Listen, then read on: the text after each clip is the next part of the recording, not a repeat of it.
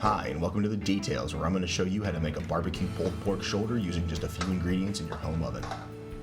So the first step is going to be to dry rub this pork shoulder.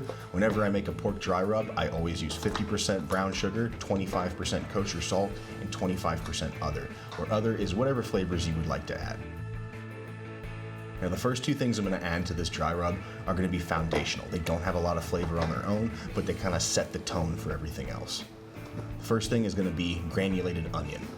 I much prefer granulated onion versus onion powder. I think the onion powder has a weird fake artificial taste and it's too finely ground. It doesn't mix in well.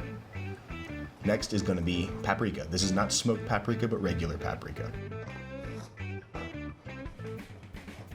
Here's my secret ingredient when making a barbecue dry rub. This is curry powder.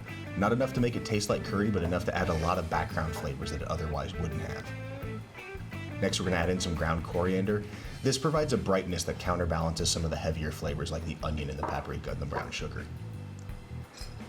Next up is some celery seed. This is probably the most key ingredient to making something taste barbecue. Next up is some ground black pepper. This is just for some basic spiciness, earthiness, and seasoning. Next up is some cayenne, just to give it a little kick. I didn't want this to be too spicy, but if you wanted it to be spicy, you could definitely add more. Here's some garlic salt. I would prefer to use granulated garlic, but I didn't have any. Next up is some cumin. Cumin is going to add a kind of earthy foundation that'll help pull all the other flavors together. Next step is to completely mix everything through. You want to make sure the dry rub's completely homogenized, that there's no little pockets or clumps of any given spice. This is just to ensure kind of an even flavor, and so that one part isn't salty while one part is sweet, and one part's garlicky, and one part's oniony. And once you've finished combining the dry rub, it's really important to taste the dry rub. It's not going to be a pleasant experience. It should be just barely sweet, more salty than anything, and have lots and lots of flavor, almost too much by itself. So next up, I'm going to get the sink ready. There's this debate about whether it's okay to kind of season and prepare meat in your sink. I don't think there's a problem, but clean your sink first, like I'm doing here, and make sure you rinse it out one last time to get any cleaners out. Here I'm just lining the bottom of the sink with some parchment. This is more to save any dry rub that we can rather than for cleanliness. Now the key to dry rubbing a large piece of meat like a pork shoulder isn't just to liberally apply the dry rub, it's to kind of press the rub into the meat as you go. You can see I'm applying a little bit of pressure, not a lot, but the meat's not going to hold on to any more rub than it wants to. But you do have to kind of help it along every once in a while. And here, just as you can see, rotate the meat, make sure you get every single side. I'm going to turn it on edge and just keep going back and forth.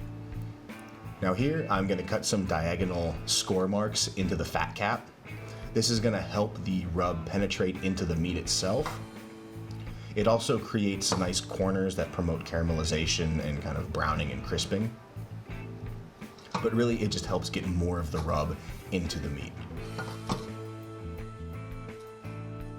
And again, with the score marks cut in, we'll go ahead and apply some more, kind of pat it, squeeze it, press it in, and then turn it on edge. Make sure you get all the edges as well. Don't neglect these. It's easy to pay attention to the large flat surfaces, but really these edge pieces are where a lot of your flavor will come from, because these are what's going to caramelize really, really nicely.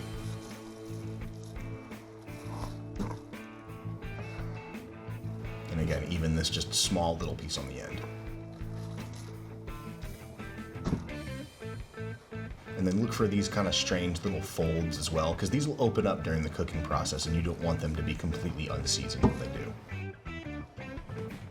Now with the rub finished off, we'll go ahead and transfer the meat into a different container. Just something that will make, because you're going to get some juice is going to weep out of this as it sits, and you want something that will contain that. So here, using the parchment, we can actually save all the dry rub that normally would have been wasted, and then transfer it into a zip top bag, and you can store this in the freezer for, I would say, up to about 6 months to use it again. Now, it's best to keep a rubbed shoulder for about 3 days. Overnight is the bare minimum, but longer is better. And at this point, I want to take a moment and talk about temperatures. When slow cooking a tough piece of meat like a pork shoulder, there's two opposing forces that you really need to keep in mind.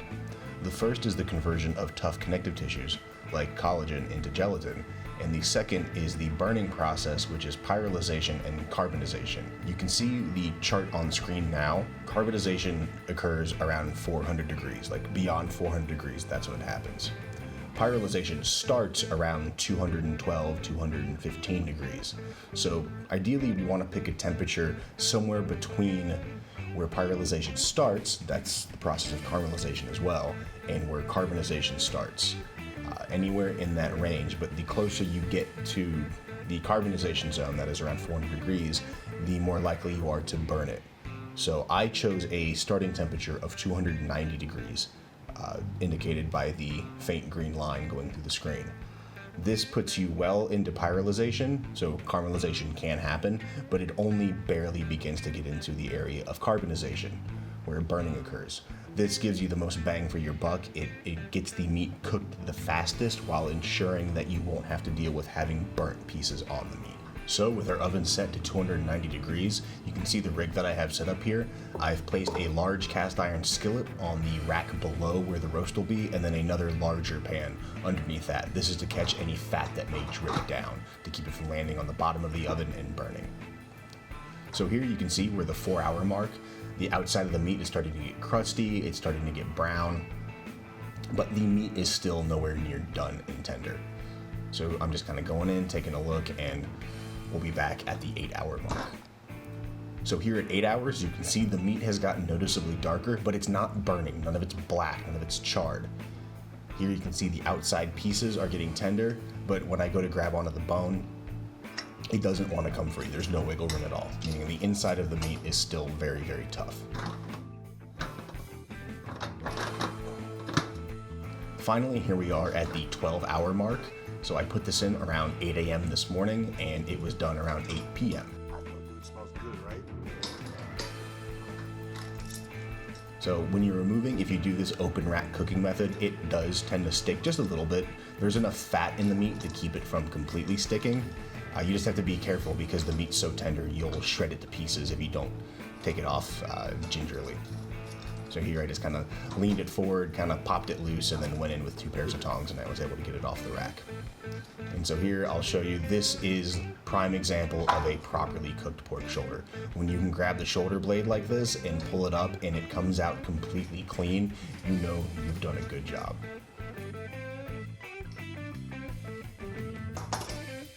I hope this maybe helped you debunk some myths you had about making pulled pork at home and show you that you can do it. You don't need a smoker, you don't need a grill. All you need is an oven and some know-how.